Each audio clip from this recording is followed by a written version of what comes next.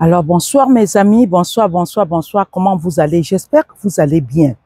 Alors, cette vidéo ce soir, surtout cet après-midi de Mother's Day ici même, aux États-Unis, la fête de la mère. Cette vidéo est dédiée à une catégorie spéciale des femmes. Une catégorie spéciale des femmes. Cette vidéo-ci est dédiée à cette catégorie de femmes. Déjà, les gens qui ne me connaissent pas, pour vous qui venez peut-être pour la première fois de me découvrir, je suis maman, je suis grand-mère, je suis épouse, je suis une femme. Donc, je peux comprendre beaucoup aussi de choses suivant les expériences de ma propre vie. Avant de tout commencer, je vais vous raconter deux petites histoires. Sur la toile ce jour-ci, je suis venu sur une vidéo, je suis tombé sur une vidéo d'un monsieur,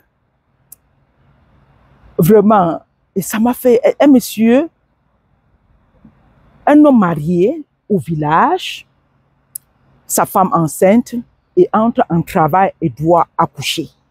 Ils sont au fin fond du village et ils doivent aller à l'hôpital. L'hôpital est loin de leur domicile. Le monsieur prend sa femme en pleine nuit.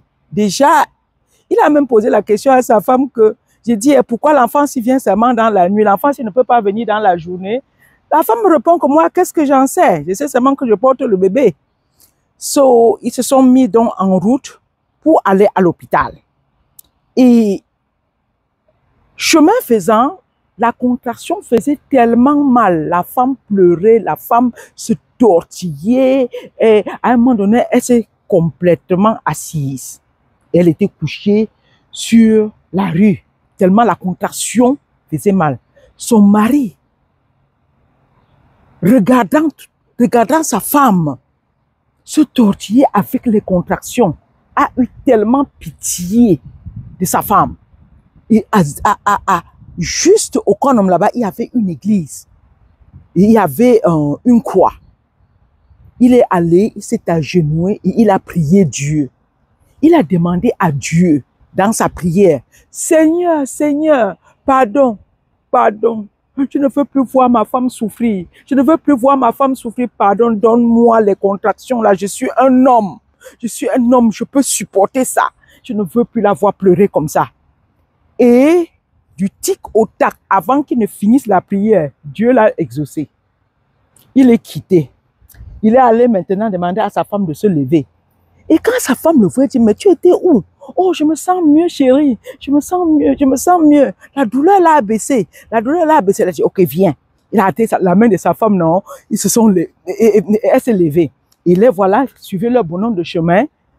Et il arrête, parce qu'il avait un vélo. Il arrête le vélo. Pendant qu'il pousse le vélo, sa femme le suit. Maintenant, il monte un peu sur le vélo. Il commence un peu à pédaler le vélo. Mes amis, une contraction le prend sur le vélo. En même temps, il tombe. Il tombe avec le vélo. La contraction était tellement forte. Il tombe avec le vélo. Alors, la femme vient, dit, mais qu'est-ce qui ne va pas, chérie? Oui, qu'est-ce qui ne va pas? Qu'est-ce qui ne va pas? Elle commence à s'inquiéter. Il y a un monsieur qui traverse. Il dit, mais tu es OK? Tu es OK? Regarde, tu es OK? Tu es OK?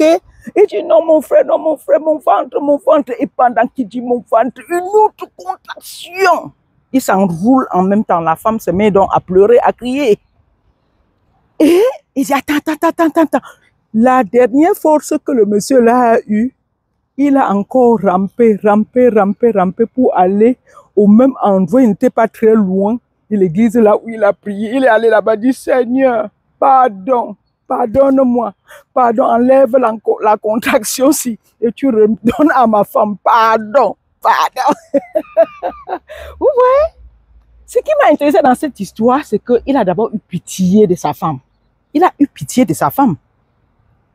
Quand il a vu s'enrouler avec la contraction, ça m'a intéressé. Et j'ai trouvé ça vraiment, la compassion d'un mari pendant que sa femme est en train de souffrir pour amener son bébé au monde. La plupart de nos hommes, souvent, je parle comme ça aux hommes, la plupart des hommes, surtout les hommes africains, ils ne sont même pas à l'hôpital. C'est ici là, peut-être, c'est ici là, à l'étranger, qu'on voit les hommes être à l'hôpital avec leurs femmes pendant qu'elles sont en travail, quand elles viennent pour accoucher. Mais en Afrique, l'homme vient seulement après, il vient après, non?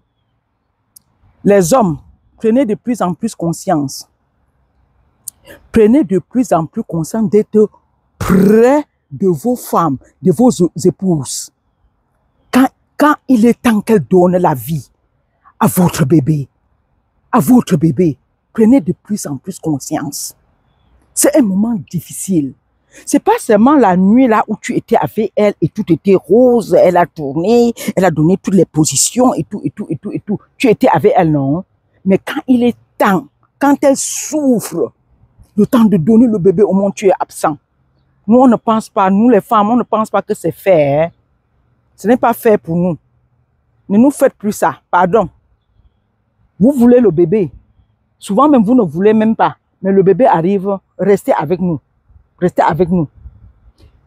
Une autre histoire, la deuxième histoire, c'est que la femme, il y a une catégorie de femmes, moi, personnellement, ce n'est pas, je ne les appelle pas comme ça, mais la société les appelle comme ça. La société. Ce n'est pas seulement aujourd'hui, c'est depuis le temps ancien, depuis le temps même de Jésus, on les appelait comme ça. Mais quand moi je m'assois souvent, je me dis, oh Seigneur, il y a une catégorie de femmes que la société appelle les wolowos, les waka, les wolowos, les waka. D'autres les appellent les bordels. Ça veut dire le désordre.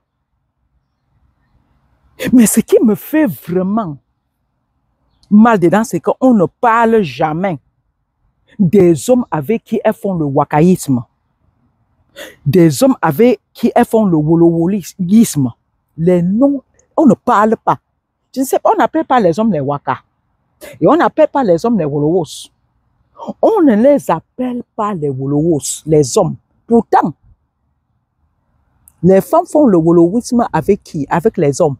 Les femmes font le wakaïsme avec qui? Avec les hommes. On n'appelle pas leur nom. Hein? Nous, les femmes, on ne pense pas. Ce n'est pas normal ça. Si on doit les appeler comme ça, il faut aussi que les hommes, on les appelle les wolowos. Et les waka aussi. Parce qu'elles ne font pas ça seules. Maintenant, aujourd'hui, là, pourquoi je t'apporte cette histoire? Pourquoi je veux parler de ça aujourd'hui?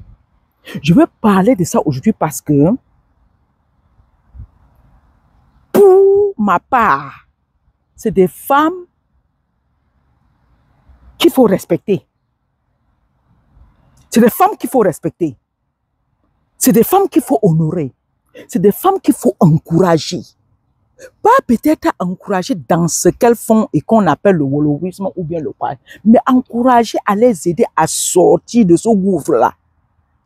Si nous posons la question, peut-être aux femmes qui pratiquent ces choses, vous allez trouver que au fond d'elles, au très fond d'elles, c'est pas ce qu'elles veulent faire. C'est pas ce qu'elles veulent faire. 95%, je vous garantis, c'est pas réellement ce qu'elle veut faire. La vie peut vous amener à cela. Il y a des gens qui font vont faire le wolowisme pour une nuit. Une seule nuit de leur vie. Une seule occasion. Le wolowisme peut-être pour 2 mois, peut-être pour 3 mois, pour 6 mois, pour 1 an. Ça dépend des situations, ça dépend du contexte dans lequel elles se trouvent. Ça dépend de là où, du point géographique où elle se trouve, elle a besoin, elle a faim et elle veut manger. Et dans le cas de la fête de la mère aujourd'hui, ce sont des femmes qui se retrouvent avec le bébé dans la main, avec le bébé. Elle est partie pour la première fois, même les jeunes filles au collège, elle est partie pour la première fois. Voir le gars-ci là, il fait peut-être le coup moyen 1, l'autre fait le coup moyen 2, le bébé. Le bébé, la première fois. Et elle est défécondée la même nuit là, elle a le bébé. Ce sont des cas qu'on voit tous les jours. Le bébé va arriver que voici déjà, tu es peut-être à l'étranger. Pour nous, pour les gens les sans-papiers, ils cherchent les papiers et se retrouvent dans les mains d'un gars. Voilà le bébé qui entre. Le bébé arrive. Il y a les infidélités qui finissent par le fruit d'un bébé. Les infidélités. Les hommes mariés et qui vont tricher. Et dehors, là-bas où ils trichent, ils vont faire l'enfant. Le bébé va arriver là-bas.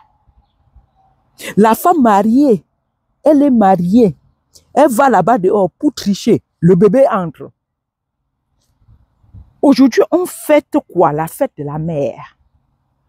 Mother's Day. La fête de la mère.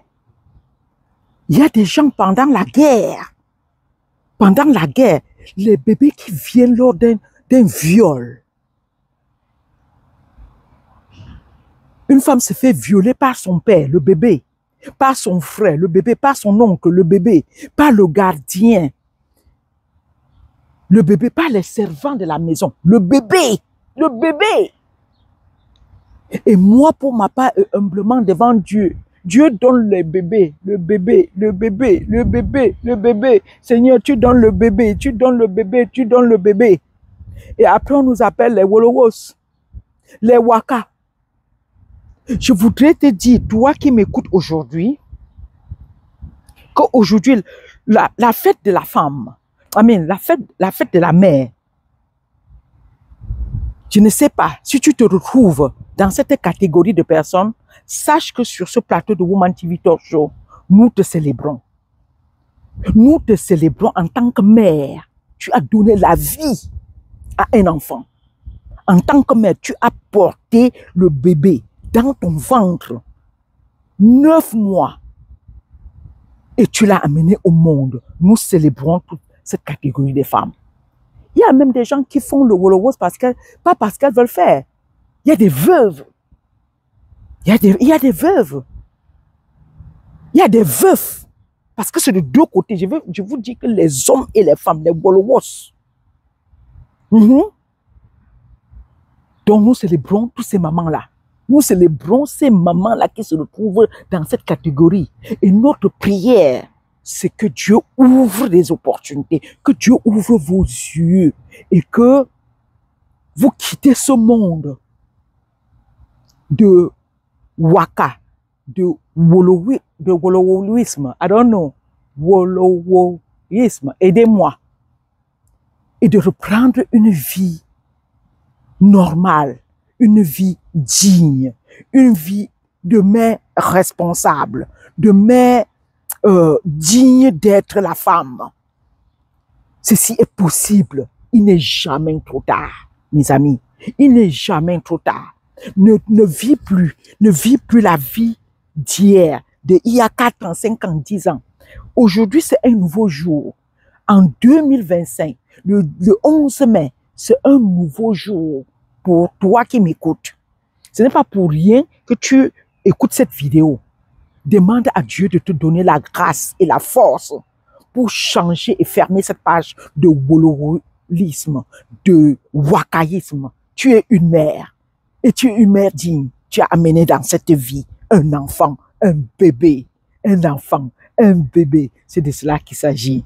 Alors, si tu as trouvé quelque chose de bien dans cette vidéo, quelque chose qui peut t'aider, ou même qui peut aider quelqu'un à côté de toi, abonnez-vous.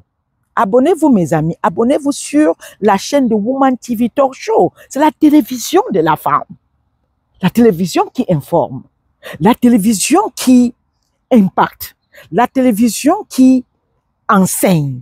La télévision qui pointe du bout des doigts les problèmes de femmes et apporte à sa manière des solutions ou alors du réconfort. Alors, portez-vous bien.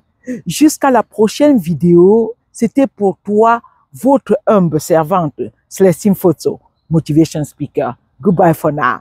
Bye-bye.